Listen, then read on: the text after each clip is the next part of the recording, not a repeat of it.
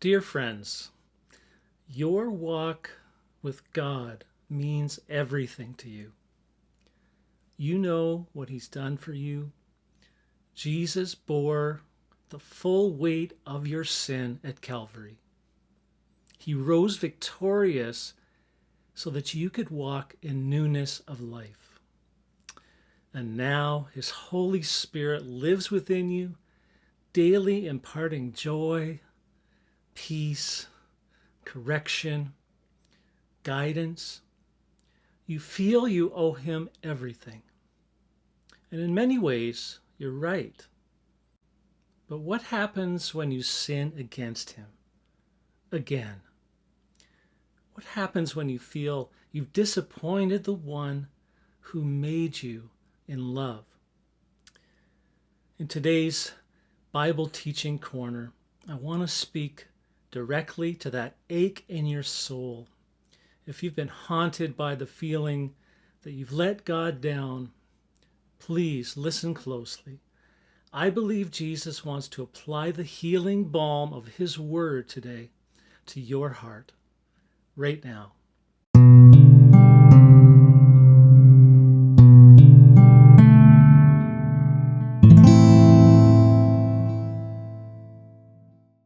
Welcome back to the Bible Teaching Corner.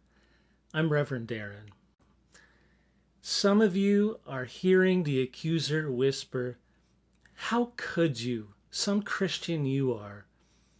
And it's not just words. It's like shame, like a bony finger pressing into your neck. But hear this truth from Romans 8, 1-2. It says, "There is therefore now no condemnation to them which are in Christ Jesus, who walk not after the flesh, but after the Spirit. For the law of the Spirit of life in Christ Jesus hath made me free from the law of sin and death." Remember these words. Condemnation is not your inheritance. Freedom is. I'll say that again. Condemnation is not your inheritance. Freedom is. Now it's true, we sin. But when we fall, God doesn't shame us. He invites us to repent.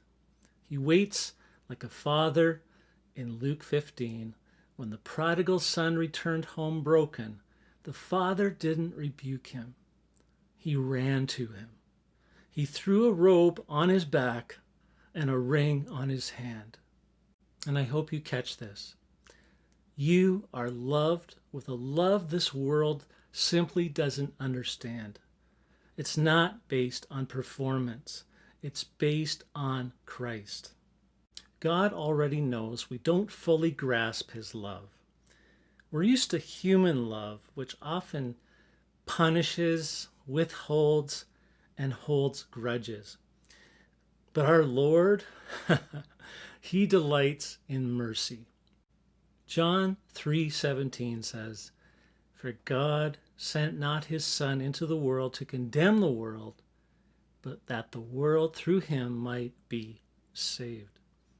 So even when you fall, Christ stands before the Father as your advocate. As it says in 1 John 2:1, "If any man sin, we have an advocate with the Father, Jesus Christ the righteous." Now let me be clear, this is not a license to sin. It's a call to return. Every sin should grieve us, but not every sin should defeat us. Repentance is not for God's benefit. It's for ours.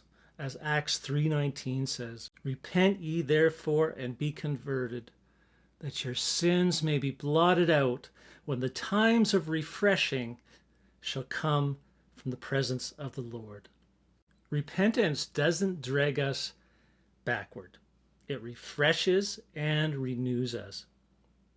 Peter knew what it felt like to let Jesus down. He didn't just sin, he denied the Lord to His face.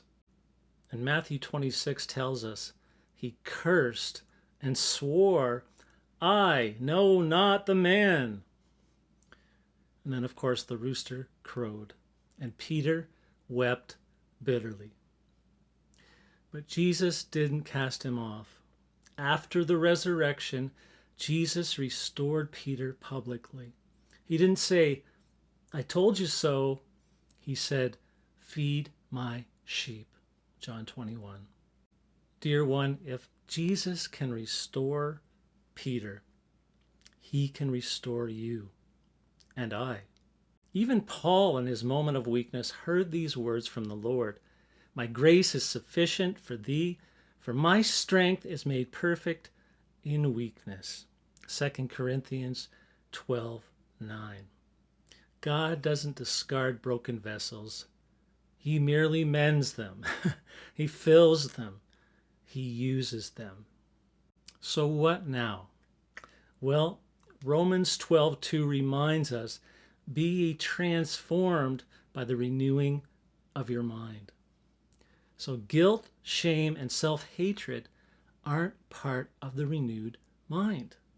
If you're in Christ, you're a new creation. You're not defined by the sin of yesterday. You're defined by the cross of Calvary and the resurrection life of Jesus. And Galatians 6:2 exhorts us to bear ye one another's burdens and so fulfill the law of Christ. Don't walk through this valley alone. Reach out. Yeah, reach out to another believer. Confess. Pray. Restore. And finally this, Ecclesiastes 3:11 says, He hath made everything beautiful in His time. You may not understand how your failure could ever be redeemed. But the master artist knows what he's doing. He sees the whole canvas, and he will make it beautiful. So let me ask you today, has guilt been keeping you from intimacy with God? Well, take a moment and consider, what lie have you believed about your worth, your value in His eyes? And what truth will you replace it with today? Let's pray.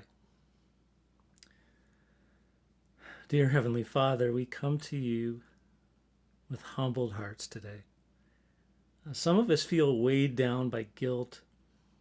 We've sinned. We've stumbled. But your word says you are full of mercy, slow to anger, and rich in love. And we confess, Lord, we've believed the lies of condemnation.